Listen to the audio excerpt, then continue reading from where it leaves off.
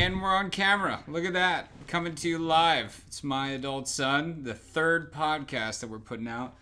Live from one of the only towns where you can see somebody with a shaved head and cranial tattoos effeminately licking an ice cream cone, as I saw on my way to your apartment, Rich. I still haven't gotten the cranial tattoos yet, but, you know, it could be a possibility. Oh, you're a recent head shave. Yes, yeah. Well, I mean, I've been kind of lazy recently. It's, you know, looking a little fuzzy, but I'll get back to it. It's So how many days do you have to shave? Like, how many you go 3 days without shaving the head? Listen, like, if you want to have like the Jeff Bezos look, like, you've got to be on that like Donkey Kong, man. Like, you've got to just every single morning that you shower, just shink, shink, shink, because like 2 days later, there's like the fuzz. I don't know. I'm not too particular about it, but like there's the fuzz going on, and you've got to, you know, if you really want to have that bald, bicked look, you've got to bick it every day.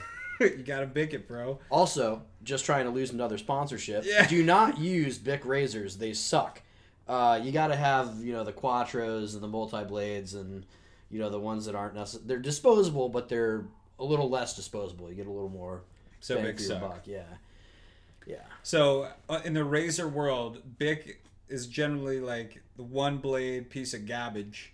And then you've got Gillette's, which is like $8.39 per razor head. Well, two. You know, you get two for like $8. Oh but, my god, dude. Gillette is such a ripoff. Well, The best shave I usually get, and does it nick you once in a while? Yeah, but the two bladers from CVS, that's the best. Two blade throwaway plastic razors, yeah, they nick you every third shave. But you know what? They feel better. I like when a razor scratches me a little bit. Well, you know... I know, so that I know it's working. I'll throw something out there on that, is that there was an economist that talked about this in his book that basically said that shaving cream is a racket. And you don't need shaving cream? That you don't need shaving cream, because all you really need is a hot razor, and you like put a warm towel over your face. And, you know, the transition can be difficult if you have been using all of this product to make sure that you don't nick yourself and everything's moisturized. But, you know, once you become a man again, gradually, slowly, you can just shave straight. Doesn't matter. I don't want to be too obscene here, but there's a reason they invented KY jelly, Rich. I mean, just because you don't need it. Are you using KY jelly to shave your face? I'm confused here. Maybe. This is me as the marketing guy for KY jelly. Like, when quarantine happens and no one's meeting up to have premarital sex anymore, it's like, guys, we got to find another use for the product. It's just some handsome man, get like Tom Brady, like Gillette will team up with KY. That'd be a great partnership. People get hot and bothered over that. It's always interesting to see the alternative uses of those things. Like somebody that we would like to be sponsored by, Bag Bomb. Gonna throw that out there. Bag Bomb. You don't know Bag Bomb? Oh, you're from Philly for sure. This is our first commercial. Yeah. You don't know Bag Bomb. Let me tell you. Let me tell you. So Bag Bomb was invented in Vermont. Was still a privately owned company, but owned by a family up until past couple of years, I think. And basically, it was a moisturizer that was used for cows' teats to make sure that they did not get irritable for the cows. Wow. And basically, it turned into an alternative product for a lot of other things, moisturizers, soothers, that kind of thing. When basically farmers' wives discovered that their husbands that were using this product had very soft, nice hands. Oh my god. Bag Balm, man, I'm telling you. So, like balm, like BALM? Yes. Is that referring to cow teats as bags? That's not nice. I don't think the cows care. Well, I think they like to have less irritable, sensible teats. The comfort in milking is crucial. The expert on teats over here. Definitely not the expert. This has become a male grooming podcast. Is what it's become. But we both did shave our beards, trim our beards recently. As homoerotic as this podcast could turn. We'll keep this to 30 seconds or less. But we trimmed our own beards. We trimmed our own beards. That's a very important distinction. No, actually, right before this, Rich, did you miss a spot over there? Yeah, right. Yeah, it just got too hot. So rest in peace, Corn Beard. Corona Beard. It was a good time. It was really good to freak everybody out. Multiple people said they didn't recognize me. Like I remember in fact, my barber, before the quarantine, this is like, I don't know, a month before quarantine when I had the beard, and I stopped my barber on the street, and like it took him 3 words back and forth, like, hey man, what's going on? Oh, hey, how are you? Good. What's up with you? Not much. It's Greg. Oh shit. He's like really, like I didn't even have I might have had sunglasses on too, but yeah. It actually works. It's amazing what a little facial hair could do in terms of a disguise. You can't see this on the camera right now, but the cat is very curious as to what's going on. She's starting to creep. Also, she knows that Greg has allergies. She always knows the people that have allergies. Yeah, this is great. Let's record a podcast in a place that I'm allergic to. This is a brilliant idea. Hey, whatever. It works. I love how different like my dog and your cat are. Like my dog, you could like. My apartment, the roof could be caving in, and if there's still a clear pathway to his hiding spot, like he wouldn't even notice. This cat, you can move the couch like 3 inches, and it'd be like, "What the fuck did you do?" We're invading her space right now. I guess so. Because she pays the rent. Hey, dude. So this quarantine is slowly being lifted, and before we get into the should we and should we nots, I think it's important. I want to talk about how it's changed our lives, and not like the knee jerk, like, oh my God, like this is never going to be the same, and not like speculating. We can do that too, but like, how has it actually changed your life? So I'll start. It's hard to find work. Not impossible. There are still a lot of places hiring, but it's gotten really, really industry specific. So there's some like jobs and companies out there that are like, yeah, no difference. I mean, like obviously you look at like the supermarket and food industry, and like at the meatpacking plants, like they're taking a huge hit. But as far as getting food to people, still a huge business. Delivering packages, huge. FedEx, UPS, USPS, all hiring. But then yeah, like there's others, like the whole like Burlington itself relies on so much on like tourism through food and like even breweries that, I mean, people are still going to get takeout and buying beer, but personally I gave up takeout. I think the last time I had takeout was March. I think I might have got like an ice cream somewhere or something, but no takeout meals since like March 24th or whatever, like this whole thing went down.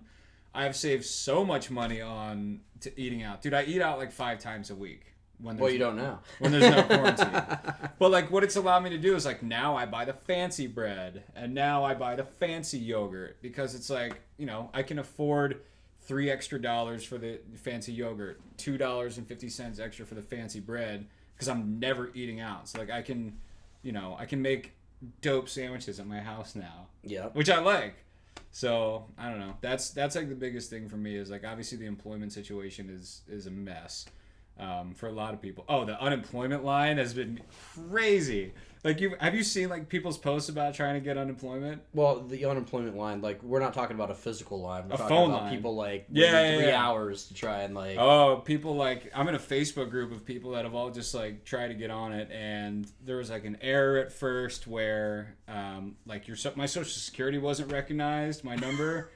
Man. So like I was calling in for like 2 or 3 weeks, and like luckily I had like enough put away that I wasn't like hand to mouth right away when everything ended, but there were people that were, and like families that were. So I don't know, man. I really feel for that situation. Like the Department of Labor itself, I think must have put like 50 extra people, something like that. They're actually getting part-time labor from other companies too. And maybe they pulled some people off their NARC line.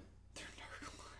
You know about that, don't you? Not really. Okay, so they decided it was a good idea to basically have, like I said, a NARC line where you could report individuals or businesses that were not adhering to the social distancing and business guidelines. What a good use of resources. Meanwhile, people couldn't get their unemployment checks on a ready basis. But let's worry about Bob having 12 people at his barbecue as opposed to 10. Oh man! And who are these people who are the people that call in on that? Like I mean, don't get me wrong. For a long time, a lot of us didn't have anything better to do, but still, even then, didn't you still have something better to do? Well, like, if you call a friend, lock like, your doors and read a book and, like, be paranoid about it. But, like, somebody having fun over there, if you quarantine, is not going to affect you. I would just call you and be like, you believe what these assholes next door are doing? Exactly. You know, and, like, whatever happened to gossiping? Gossiping was the OG snitching. Exactly. You know? Did you hear about the Smiths? They're not practicing proper social quarantining right now. Unreal. But yeah, definitely not a fake disease. We've learned that. Luckily, I don't have any first degree, for 1 degree of separation people affected by it. The closest is a 3rd degree. Very lucky to say that. I'm very happy to sit here and be like, the closest it's affected me is a 3rd degree. And I'm not a superstitious person. I'm going to go ahead and knock on that call. And, that's essentially all I've had, too, is, it's like, well, I know somebody who knows somebody that either died or got it. The majority, like, I only know one person that personally that died, but I don't even know that person. It's a relative of somebody that I know. So, still sucks. Yes, really it bad. does. It does. It definitely does. And we're gonna see more of it. There's probably gonna. I'm not an epidemiologist, but there's probably gonna be another wave. Yeah, I know. I don't know. I kind of want to jump into this now. I want to talk about lifestyle a bit later because we're tiptoeing around like what we actually want to talk about, which is like places are starting to reopen. Restrictions are getting relaxed. So like I went to Oakledge today, Oakledge Park in South Burlington, or I guess the south end of Burlington, and it wasn't packed, but people were 12 feet apart like throughout the whole place. So it was like 65% capacity anyway. Really? Yeah. Well, I mean, as far as social distance, like if you're gonna keep everyone 6 feet apart. Yeah. Like there's the one part where all the stones are like fake Stonehenge. That's a large area though. That's still a lot of people. There's a lot of people there. There's kids. There's bathing suits, tanning, paddle boarding. People playing. What the hell's that game with the little trampoline? Gaga? I don't know. It's like a new version of Gaga with the trampoline. I don't even know what that is. It's like the market's answer to Can Jam. Like the market's like, all right, we have to create another lawn game that people will buy up as craze. I say we bring back lawn darts. What is lawn darts? You don't know about lawn darts? Not really. Oh, it was the greatest form of population control ever invented. Please. So basically, it's exactly what it sounds like. You have a dartboard that is a circle on the lawn on the opposing side, and you're literally tossing these giant darts that sharp. It's not like sharp. It's not like a 50 caliber round, but it's like kind of around that, but weighted and whatnot. And probably lead. Probably most of them lead. There were some accidents that happened apparently, which is why they were basically made illegal. But I love that a lawn game. Like some regulatory agency from the government had to regulate a lawn game. I think it was good, wholesome fun for stupid people. Because you're not playing lawn darts if either A, you're not a child or you're not drinking. Let the rednecks be, man. Leave them alone. I like, dude. All right, we should do an official ranking of like redneck lawn games. I think horseshoe is like a perfect. It's just not that redneck. It's so boomer though. It's like cornhole is like the millennial horseshoes. We had a horseshoe pit in my backyard growing up. My dad built it in like one day. He was just like, fuck it, we're gonna build a horseshoe pit. And I was like, that's the stupidest idea I've ever heard. And then when it was up, like 4 hours later, like full of gravel, I was like, this is dope. Yeah, like I was the only one of my friends that had a horseshoe pit. It's not rocket science. Step 1, steal railroad ties from the railroad that used to run through your town that's now defunct. Step 2, install them in a horseshoe pattern. Step 3, add sand and a giant pike. Step 4, start drinking and enjoy your day. Yeah. Wait a minute. I've heard of the game beer darts. So is that like lawn darts, but like you try to pin a beer and then like you have to shotgun it if you hit one? Man, I'm from Indiana and I've never even heard of that. So maybe that's a special kind of like Pennsylvaki redneck or something. I guess. I don't know. We're a special breed. All right. What the fuck were we talking about? Quarantine restrictions. Yeah. So there's a lot of limited travel between out of state. That was one of the first things we talked about. Like, keep them assholes out. Nothing personal, but like, get the fuck out. We don't want you here. It's not just them. It's anyone right now. It's like Yeah. Listen, we want to take your money at some point, but right now our state's doing great on the COVID thing. Right. Just, don't bring what you've got to where we're at, because I want to be able to drink in public again. I miss it a lot. Don't ruin this man's summer. My hopes and dreams. Yeah. Mass holes. There's not a lot of other people traveling from outside. Like, I think that's a big one. People from Connecticut, people from New York, people Well, from southern New Hampshire that moved from Massachusetts. What do you think the breakdown is of like tourism / we have a house here? Like, what other state? Besides Florida? What other state do you think sends the most people here that have a residence versus just coming to like be a tourist? Because I don't know. Wait, so you're saying second homeowners compared to people that are just like, oh yeah, honey, I think it'd be great to go to Vermont today. Yeah. So like for instance, there's a lot of Pennsylvania people that come up here, but mostly it's like UVM kids or people coming up to snowboard for a week or a weekend, or like camp and hike for a week. I don't think there's a lot of Pennsylvania people that like. I don't know. I don't have the data, but I don't think there's a ton of Pennsylvania people that are like dual Vermont and it's just too far away. No. But like I think a lot of like Massachusetts people that maybe like work in Boston but like want to get away up to somewhere in Vermont. Well, and then you've got it's like the people that own a boat and have friends who want to use a boat but don't want to pay for it. Then there's those people that also use those second homes and come up. So I mean I think a majority of our tourism is probably, and you know what?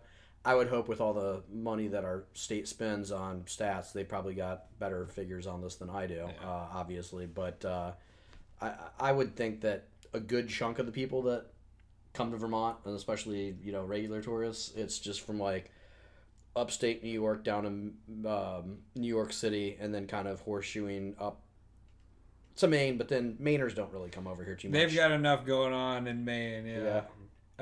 They got more moose than we do. Dude, they're some of the most antisocial people. Not to stereotype. No, I've met a lot of nice people. But you say that in a bad way. Like, I love Mainers, man. Like, Mainers are cool. Yeah. They're up there for a reason. They're way off the beaten path. To get away from the rest of us. Yeah. So out-of-state travel is limited. The borders are closed. You can't go to Canada. Well, I mean, I don't think they're closed, but I think all non-essential travel. Yeah, if you're not, so they'll flip you around if you're not like working over there. If you're not dealing drugs or maple syrup, you're not allowed to go across the border. Well, even if you are, you're not allowed, but you can still find a way. Where there's a will, there's a way. Yeah. I don't know. You've been pretty forward at being like it's time to reopen stuff, but you're looking at it from like an economic standpoint. You're an economics guy.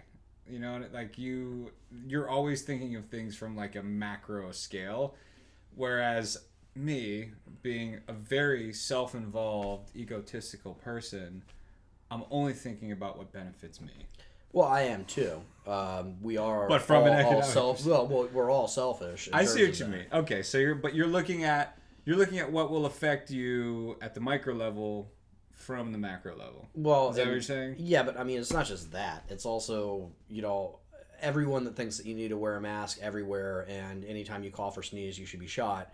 What they're not looking at in terms of how long we're waiting on the, reopening is that we already had impending economic doom to some extent, and the Rona did not help this situation out at all. Yeah, I don't know too much about that, but here's what I do know. No, I don't know shit about that. So, what industries, like, as a whole, like, what's costing us? Like, what's costing the economy?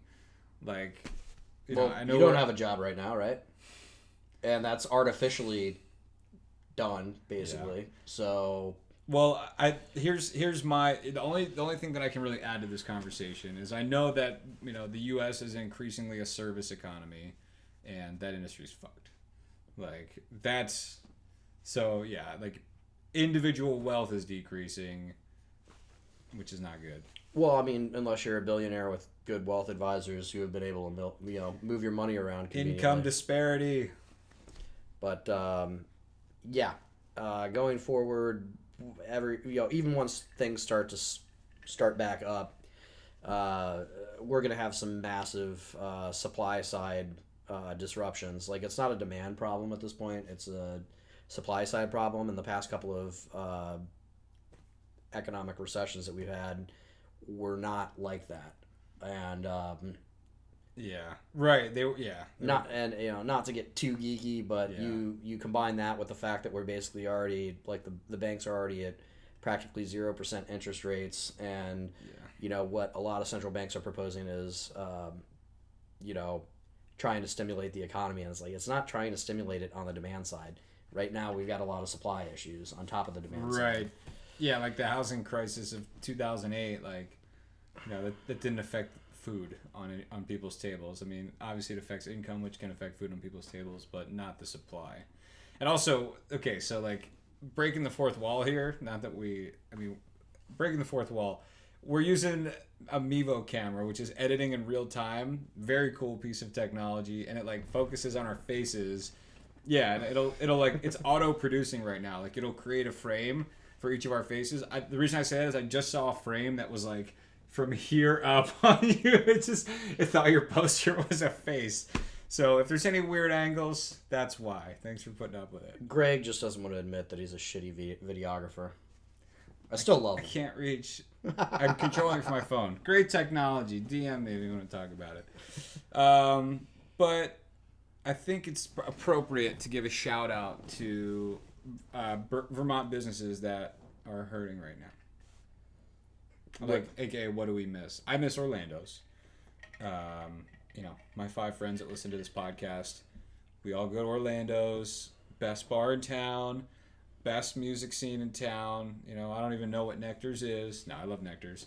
I'm an Arts Rats guy, personally. Love Arts Rats. Rats, Rob Liu does an amazing job on booking, and like the spectrum of music. It's like I could see an amazing jazz act one week. Actually, even in the same week, I could see an amazing jazz act, and then the next week I could see Consider the Source, like heady, ultra math metal, amazingness. Dude, I've seen country there. I've seen rock and roll. I know they do a lot of hip hop. Everything. All kinds of experimental stuff. Yeah, they do a kick-ass job. Honestly, most, if we're really honest about it, them, Nectar's, Orlando's. Higher ground. Like, what I love about this town is that most venues don't cater to a specific genre. Yeah. Like the booking agents for these places are just like, oh yeah, it sounds pretty cool. Why don't we get these guys on here? Yeah, and also it breeds a culture of people who aren't afraid to try new things. Like I've had so many, dude. I've never listened to Fish or the Grateful Dead before I came up here. Oh, I mean, if that doesn't, on that, but... well, but that says a lot. And like, I've gone to like prog rock shows. I didn't even know what prog rock was till I started hanging out with you and Tyler and like. Oh, all kinds of blends too. Like there's so much good music in Burlington. I don't know. Is that Ween? Humphreys. Okay. But yeah. So like when Billy Strings was supposed to come here like April 29th or something at Higher Ground, and that sold out in like 8 minutes. And it's like Billy Strings he's an amazing artist, but he's bluegrass. And like, yes, he like with his own like music that he's putting out there. He's put out good albums. He's made a lot of good live appearances. He's got a ton of stuff on YouTube. But still, to get a college town to go to a bluegrass show, I love it, man. I love what Higher Ground does. I love their marketing's pretty solid, but I love that the kids in this town are just like, fuck yeah. And Billie Strings, not to be confused with Billie Eilish, which in my opinion, I finally listened to her and garbage. Sorry, just like total garbage. She's a pop artist. Yeah, but you know what? There's good pop out there. Like actually is good pop. But I'm sorry, like I can't listen. Like it's just there's nothing to the music. It's so formulated in all the wrong ways that I just it's garbage. I like Billie Eilish. I don't really like her music, but she's like quirky and funny, and she's got interesting things to say. Listen, I'm not a Van Halen fan, but if you have an interview with Jimmy Kimmel and you don't know who Van Halen is, like that's pretty stupid. Did she not know who Van Halen was? Yep, look it up, buddy.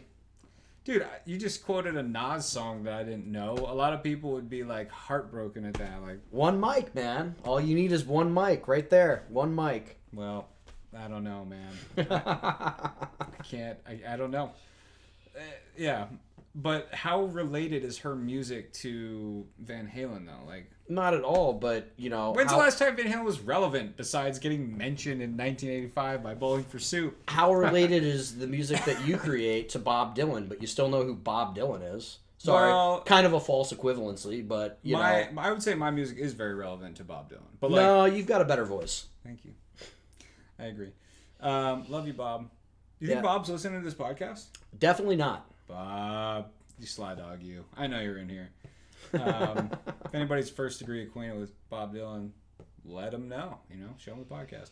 But he can sponsor us, by the way.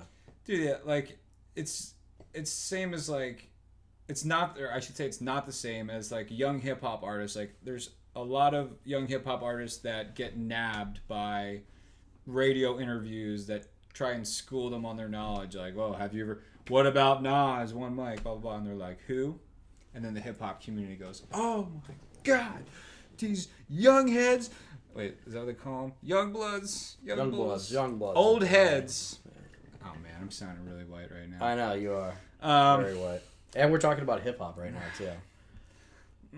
All right, but anyway. I think it's a huge theme in the hip-hop community to try to make young artists, like, they don't, you know, like, get them in trouble for not paying homage to older artists. But, like, dude, Billie Eilish is pretty fucking far from Van Halen. Not disagreeing with you, you know, aside from the fact that it's, you know, radio music. True. But, and by the way, I respect Van Halen. I just don't listen to them. Yeah, man. Gone are those days. You know, we got the Rona going on. We can't be having fun listening to somebody going, "Oh yeah." You know who I've been listening to a lot of? Tim Dillon. Anyone who's friends with me on Instagram knows Tim Dillon. I probably tried to get you to go to his show when he came to town. Tim Dillon is my number one recommendation. If you're looking for content right now besides this one, like you finish this podcast and go listen to another one, or you'll stop listening to this one halfway through and go to another one. How dare you? Tim Dillon's great, and he's just like a dystopian. He just goes on dystopian rants. He's like if Alex Jones were self-aware and had a sense of humor. Yeah. But yeah, I listened to a podcast of his today where he talks about like how Disney World's a sham. It's great. I mean, amusement parks are a sham, and I say that with no experience whatsoever in them because, I mean, I grew up. I don't know about you, but you know, when my friends were going to Disney World, my dad was taking me, you know, out here to explore the wonderful green and white mountains. But you know, even back home, we'd go to the dunes, and it didn't cost $60 for me to see some dude in a plushy outfit. The whole thing kind of creeped me out back. It was like Santa Claus and the Easter Bunny. Like that, you know, amusement parks and like, you know, like the whole Disney thing with the characters like running around. Like, I always just thought that was weird. And then have to pay a premium to see somebody prance around like a jackass and a Mickey Mouse outfit. Yeah. It was too much for me. I never had an inclination to go. That's a good like segue into kind of what I wanted to talk about is like so we just talked about what states are sending people to Vermont year after year for tourism. Like, what percent of, like, by volume, like, okay, so let's say 10% of, you know, the state of Georgia visits Disney World in a year. You know, what percent of Vermont do you think goes down to Disney World? Probably about the same percent of Georgia that comes up here to ski. Oh, maybe. They probably go out to Colorado. But, like, this is not a very, it's a small world after all kind of place. You know, like, shit's too real in Vermont. Like, yeah, but it's magical, so I don't, you know, it's magical in different ways. We've got our videographer back behind us slacking. And if you're wondering what that is, that's her little nest. Wait, it won't show my hand. Show my hand. I think we got to go with the widescreen at this point, my friend. It doesn't. It's doing it automatically. I know. We need Dan there she back is. here. There she is. Boom! Right over there. That's a cat bed.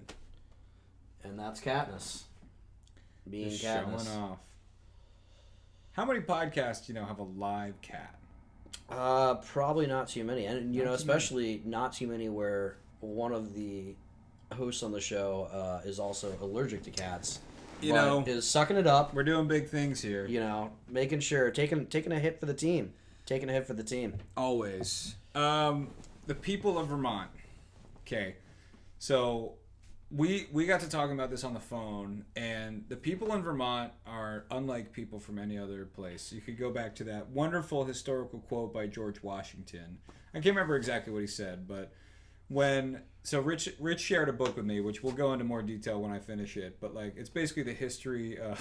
Yeah, you'll learn more when I learn. That's right. You're the one that has that book. I was looking for that the other day. Finish that. So like when Ethan Allen was basically a gangster running Vermont, baller. George Washington wrote a letter to Congress, and he's like, "Yeah, you guys should probably consider making them the 14th state, because you don't want to f with these people." He's like, "They're a hardy, lean, rugged, mountainous people," and that's not a direct quote. I don't remember exactly what he said, but that was the general vibe. Yeah.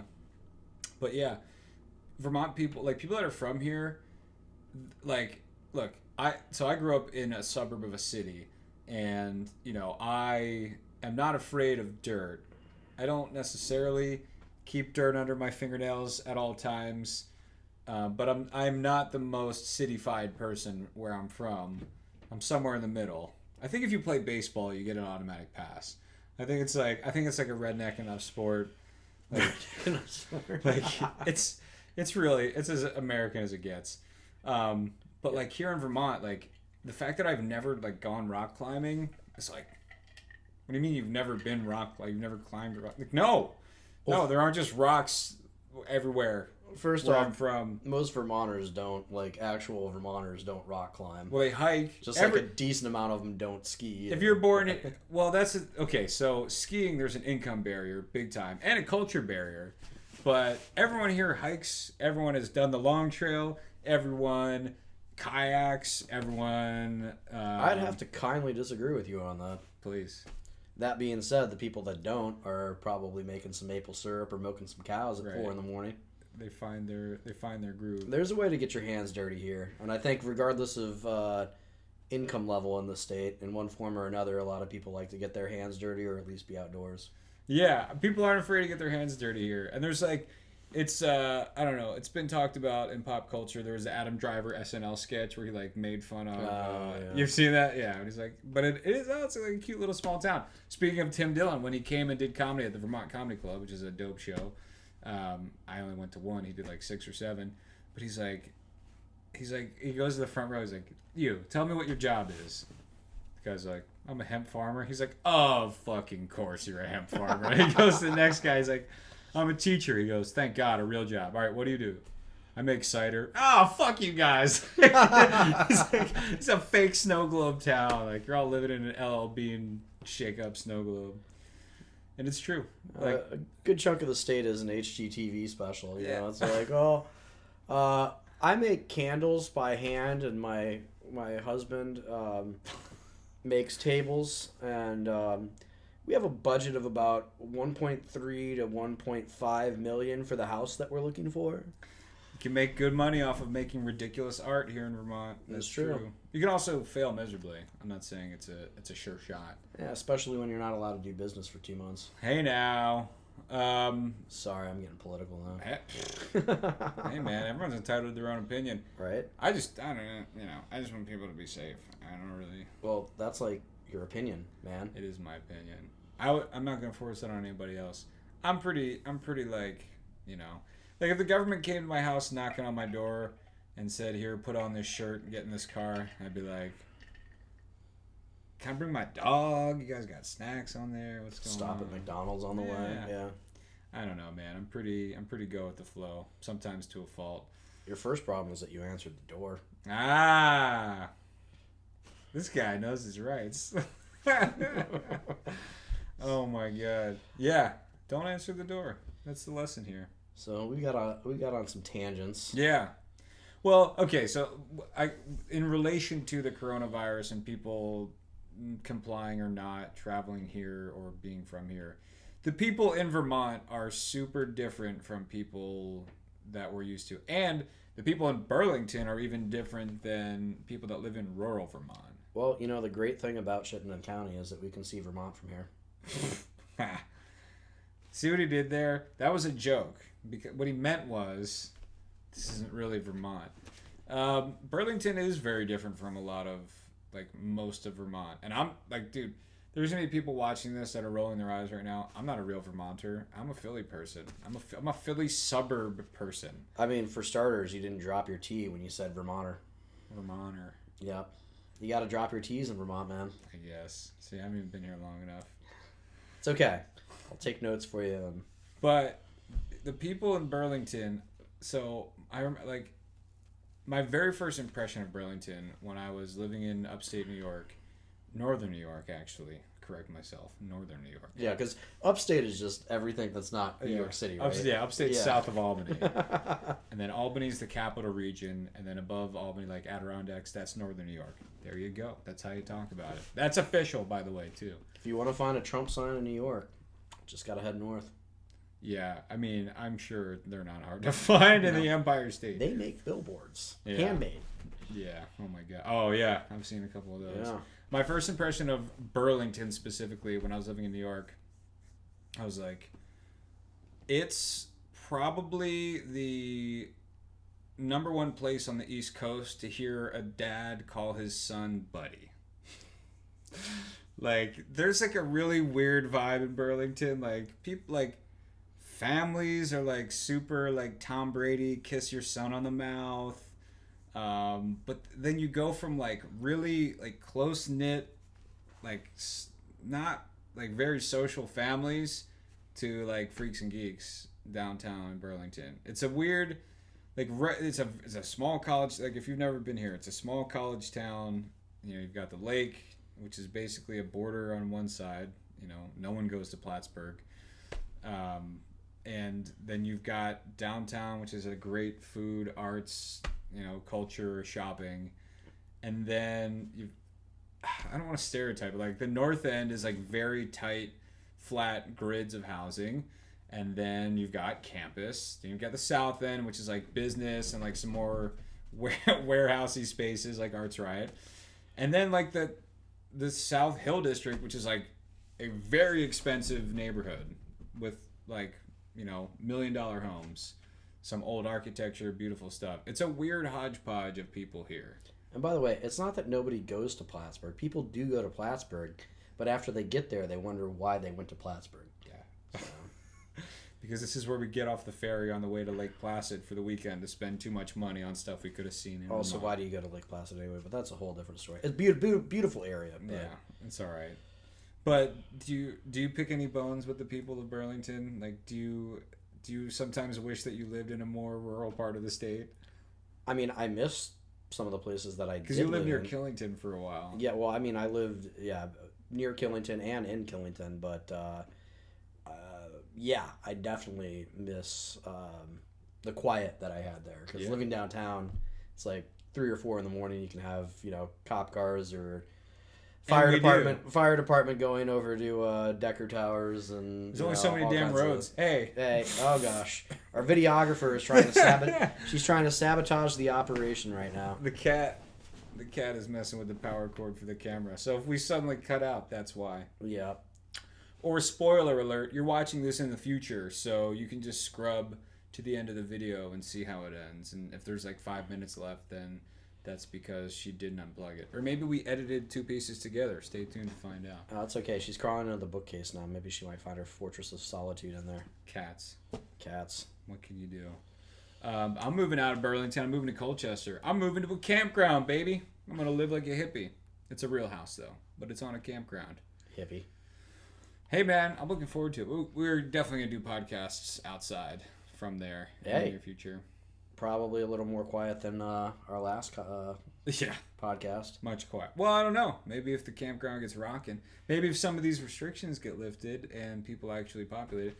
The owner of the campground mentioned that there's a lot of French Canadians that come and stay there, and he's going to be losing all that business for the next 30 days. Quibs? Maybe. Is that what you call it? There's a lot. I know some unfavorable names to call them, which don't seem offensive, but apparently are. I mean, they seem like nice people, but occasionally they get their cardinal directions not misconstrued and whatnot, and they You just got to figure out north. North is the way that you want to go. We'll take your money first, though. Oh my god! Even though ours is worth more. Well, for now. I don't know, man. They're industrious people up there. So what's the difference between people in Vermont and people in Indiana? And if you want to break it down to Burlington versus, I don't know, Chicago. Well, Chicago's not in Indiana, for starters. But it's your city. It is my city. Northwest Indiana. Wait, Region Rats Unite. Yeah, Chicago's in Wisconsin. Everybody knows that. No, Chicago's in Illinois. Everyone knows that. And I live close to Chicago, which is why I associate with that Da Bears. more than Indianapolis. Da Bears. Yep. Are you watching Last Dance, by the way? I still have not started watching that yet. Next and, like, episode. I've heard nothing but good things about it. Well, I shouldn't say nothing but good things. I basically heard that, you know, kind of one of the critiques was that they really didn't criticize MJ for some of his more controversial leadership positions. You know, it was like one of the articles I read talked about how it was like, well, were the Bulls successful because of Michael Jordan's leadership, or were they successful and still put up with what they had to put up with him? Look, dictators get more done. I don't know, you know? Yeah, exactly. Dictators get more done. So... Unless we're talking about food and Kim Jong-un, but, you know.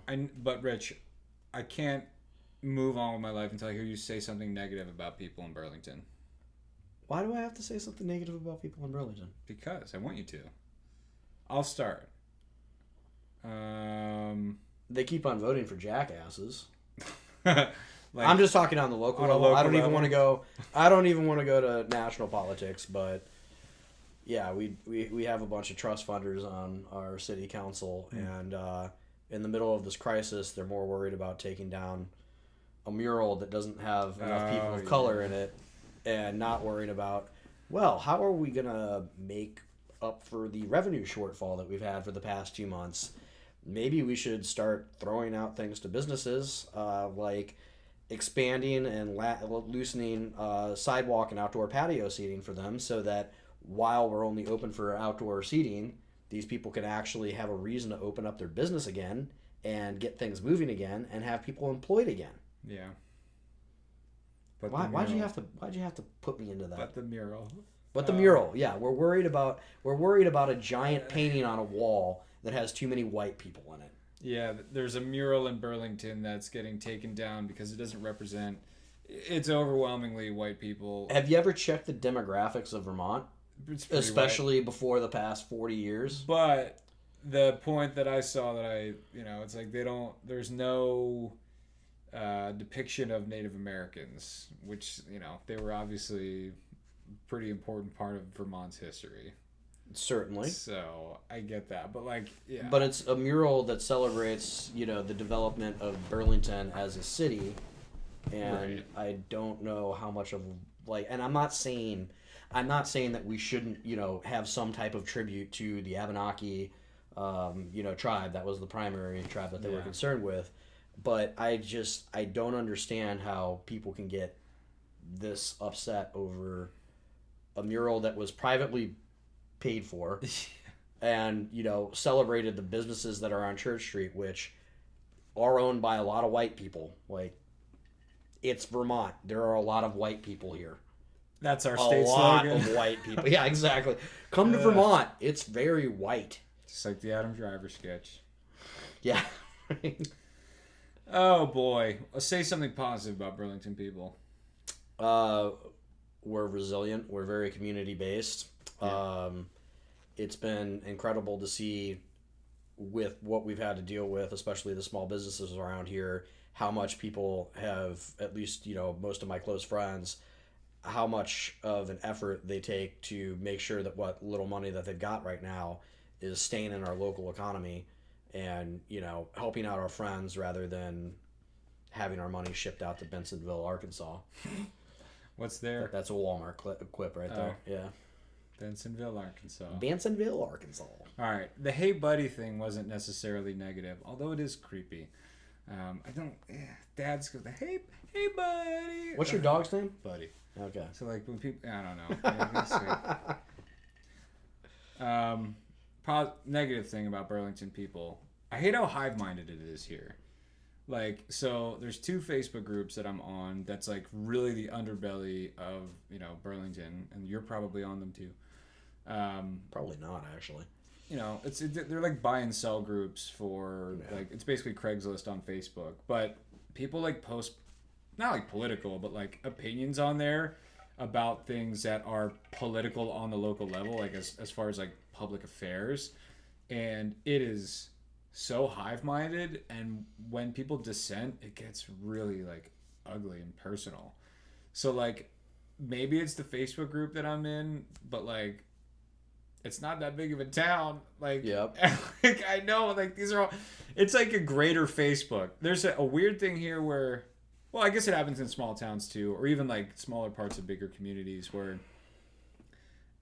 even if I don't know you, I've seen you around. And if I'm not seeing you around and I click your profile, we've got 6 mutual friends. Never been to Disney, but it's a small world after all. Yeah, I just hate that we can be like sometimes it feels like there's only room for one opinion, and I felt that way a lot at college, and I really didn't like that, and I don't know, it's something that I don't really love here.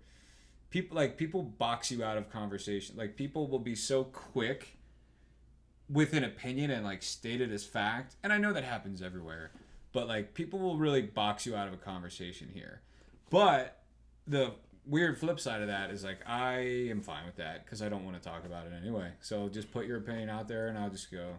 So I've probably pretended to agree with so many people that I not only do I don't disagree, but like I don't care. But like I will agree with you to shut you up. You can say the most outlandish thing. You'd be like, I think every person should get $500,000. I think every U.S. citizen is entitled to $500,000. I'd be like, for sure, dude. Like, absolutely. Like, what are they waiting for? Like, why not even sooner? Like, why don't we already have it? Because I don't have time. I don't have the brain power to argue about that. So on that tangent, what do you think about the F-35s now that they're here? Oh shit! This is the real question. Oh, this is great. I hate them. They're so loud. I hate loud noise. I personally I'm not a fan of like flying. Don't like planes myself. They're not a positive thing for me. Get a lot of anxiety about them. So when you hear deafening loud planes go over Winooski, I don't know, 5 times a day, whatever it is. And apparently really early in the morning. That's a lot right I don't now. live in Winooski, but I've been there in the morning when I've heard these planes. I was even looking at an apartment one time. And the guy's like, "Hey, nice to meet you." Like we just had to pause 5 seconds and just wait around and like it's not a huge deal, but like for instance, what if we're recording this podcast right now? What a pain in the ass. Well, we don't record the podcast at 9 a.m, obviously, which it seems like the Vermont Air National Guard has been very punctual about the times that they take off. Do you hear them from your apartment? So yeah, I mean, you obviously hear them from your apartment. You're just around the corner. I do not. What? Maybe my house is Maybe you've got enough buildings, whereas I've got a little more lake. Yeah. I've got a little more lake frontage that. Because it's not frontage. Because it's not coming directly over you, but it's definitely like the sound is traveling from open areas. Yeah. I think I get blocked out. Well, if you're looking to rent an apartment, the unit below me is available. Did you just say below me? Yes. The thing that I find really interesting with the F-35 deal was like I thought it was completely overblown, bad pun. Sorry. I'm not even a dad yet. Hopefully. That we know of. Yeah, exactly. Classic. But like you had Ben and Jerry, the actual Ben and Jerry of Ben and Jerry's Ice Cream get arrested for protesting what the sound was going to be like, and I'm like, whatever. And I've got to admit, those things are a hell of a lot louder than the F-16s were. So what was here before? Yeah, so we had F-16s, and then the Air National Guard got upgraded to F-35s, and so we've got those now. And they're doing a ton of sorties now because they're trying to train. It's already factored in the budget. And, for me, it's like, okay, I guess you guys were right. These things are loud as hell. They really are. Yeah. And I live in Burlington, not, over in South Burlington or Winooski in the flight path. But that being said, Yeah. it's like 15 minutes out of the day, and Every day. but you moved to a place with an international airport where the National Guard is. Like, what did you expect? Most people. You think you can move into a town and, a federal government organization that is not beholden to you is going to be like, oh, the townspeople are mad about the noise from our jets, even though they knew they were already here. How was I supposed to know moving in? Where was I supposed to find this out on Burlington.gov? Got to do your research, man. I don't know. Yeah. But, that being said, I do all my research word of mouth, which is how I found out not to move to Winooski. So thank you to the friend that warned me. But, that being said, it's like, I kind of, even with the fact that they are noisier now and they are doing more sorties because they're trying to figure out the plane. Opinion drum roll. Yep, there we go. Overall, I really don't care. Like, it's America, right? Like, well, if fly them bad boys through the sky. If we're gonna do a sortie for 40,000, what's a sortie? So a sortie is just a flight, a mission. How do you spell it? SORTIE. That's how the French spell stop. Well, good for the That's French. on their stop signs. You're throwing me off. Anyway, American sortie. But English. If the federal government is gonna burn $40,000 an hour on these planes, which that's what it is. It's like $40,000 an hour to have those guys up in the air. I at least want to see how cool it looks. Like. Oh, there's the correct take right there. If I'm gonna literally see tax-paying dollars being burned in jet fuel, like at least I get to see it. I can't argue with that. Because we get an air show every day. Oh snap! I just kicked the table. Okay, so I have to say something positive now because I said something negative. That I don't like that we're hive-minded. However, people are really open-minded, which I like, but I'm not going to use that as my one. I'm going to use. I like that we're a very artistic culture. That's why I moved here, which is like. I just witness it. I don't participate. That's not true. You guys are doing awesome. Thank you. That's a bass guitar you're looking at right there. So Rich plays bass, but you also like managed bands. Did past managed tense bands. That's a different discussion for another day. But yeah. You participated one way or another, but also like it's just as important if you're not like actively creating art that you support it and like you support as much art as anybody else, and that's not uncommon here. Like.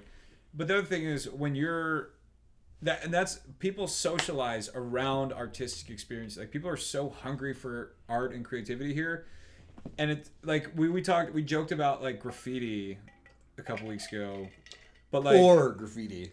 Yeah, but like the other side of that is like the street art that's like on electrical boxes in South Burlington and stuff. Pretty cool. Yep.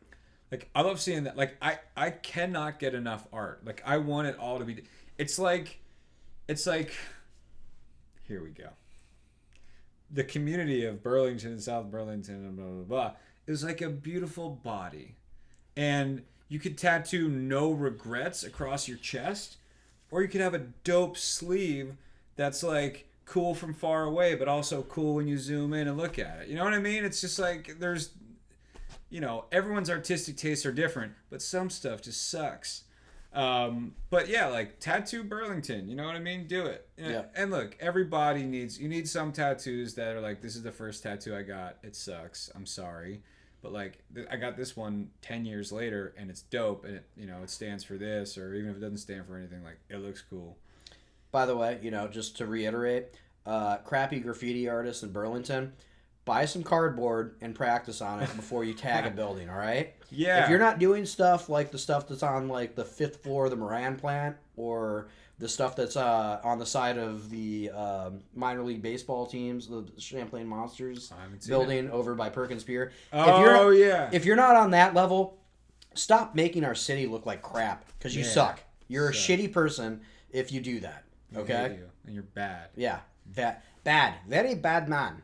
And everyone else feels that way too, not just us. Yeah. We speak for everybody. I can speak for a number of artists and musicians I know in the town that are highly regarded, and they hate your stuff too. So stop making our buildings look ugly. If you're going to tag them, make it look good. And practice on some cardboard before you decide to go balls to the wall. Well, I just have a special hatred for bad graffiti. But here's the other thing. So like bringing it full circle here. there's a lot of people around the country, just places I've been, that are like, do you play an instrument? No. Really? No instrument? Well, I played like saxophone and like in middle school for like 3 years. So you do. So like if you picked it up again, Did. right? But if you pick it up again, like blah blah blah blah blah. People are so afraid to suck at something creative that they don't do it. Here in Burlington, people are less afraid to suck, or maybe it's not that they're less afraid. Maybe they're braver.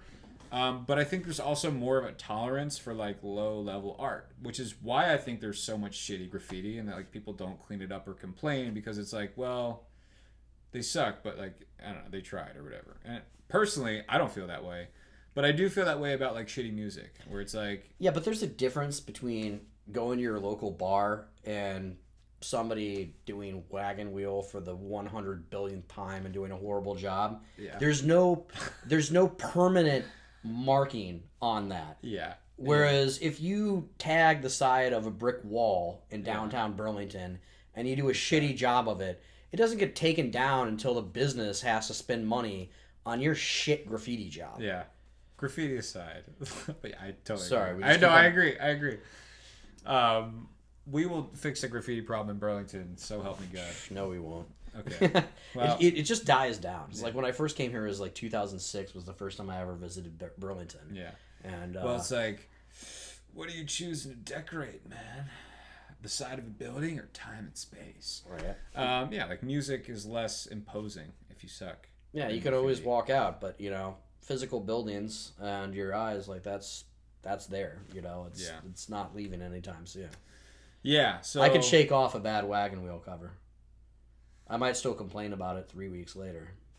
I mean, honestly, you shouldn't even be covering wagon wheel anyway. At Manhattan's, there's a no wagon wheel. I saw that. I like that. I think I've yet to hear wagon wheel since being in Vermont. Well, I think I heard it one time, and I don't remember where it was. You're lucky. I used to live in Essex Junction, and guess what? They play that a lot at open mic nights. Yeah, it sucks, dude. I'm really sorry. I love that. I hate that song. I don't like the Darius Rucker version. I love Darius Rucker as an artist, but I hate his cover of Wagon Wheel. Anyway. Yeah, man. I'm excited to get back out and participate in the arts again and consume the arts. That's another thing, is like the people here love consuming art. And I just had a little brain blast to Los Angeles when I had the good fortune and luck and help from a lot of people, my parents and like Penn State and blah blah blah, mostly those parties, but of living in Los Angeles for an internship. And dude, so music in Burlington is like comedy in Los Angeles. Like there's other forms of art in Burlington, but like I think the best is music here. Oh, hands down. Yeah. And in Los Angeles, like, yeah, there's movies and there's blah blah, but like it's like where comedy lives, and New York too, but it's just different.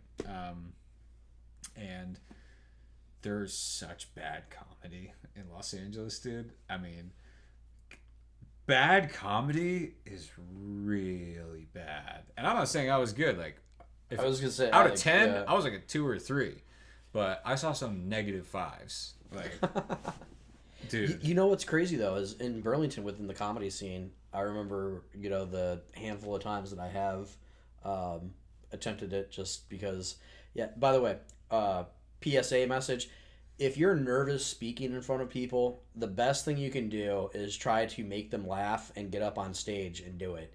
Because if you can bomb a stand-up comedy show, that presentation you have to do for your boss 2 weeks from now, not a big deal at all. Yeah. And that being said, what I think is, so here's another positive thing about Burlington. What I think is incredible is how the comedy scene here is evolved. Yeah. Because the first time that I did go up on stage and I bomb every time I do, and I love every minute of it. Usually after the fact, because it's kind of weird in the middle of it. Oh yeah, choking up, cold sweats. But I saw people. When I first started, when Vermont Comedy Club was still, the founders of the Vermont Comedy Club were doing their stuff at VCC, I saw these comedians that were -5s, and then 2 years later, after these people had spent time and effort and really perfected, their deliverance and what they were doing, I'm like, laughing my ass off. And it's incredible to see how our local comedy scene and a town of 40,000 people has evolved. Shout out to Natalie Miller and Nathan Hartswick. Good people. Great One folks. of my favorite power couples in Burlington. You guys Unreal. rock. We love you. Yeah, and they kick ass, man. They never stop. There's always like the wheels are always turning, and like they're on the ground too. They're not just spinning. Yep. That was a weird analogy. They work really hard to get comedy. They connect people who even have the slightest desire in doing stand-up comedy, and they connect those people to people that even have the slightest desire in maybe watching comedy. And through that, they build a community, because I'm alarmed at the number of people that anecdotally I talk to in my personal life that have never attended a live comedy show. Like, sure, I've seen a motivational speaker that was mostly funny, and I've seen stand-up comedy on Netflix, but so many people that I know, even in Burlington, have not attended live comedy. And like, I've taken people to Vermont Comedy Club for comedians that they did not end up enjoying, but the experience alone, they were like yeah, that comedian wasn't necessarily for me, but like, wow, like I just had no idea that this was existing underneath my nose. Like, A, it's a great location on Pine and Main, right under the Hilton. They occupy like the lower level. And B, it's super accessible. Like, A, there's great parking around there. The tickets are reasonable. They bring very big names right here to Burlington. They do all kinds of classes.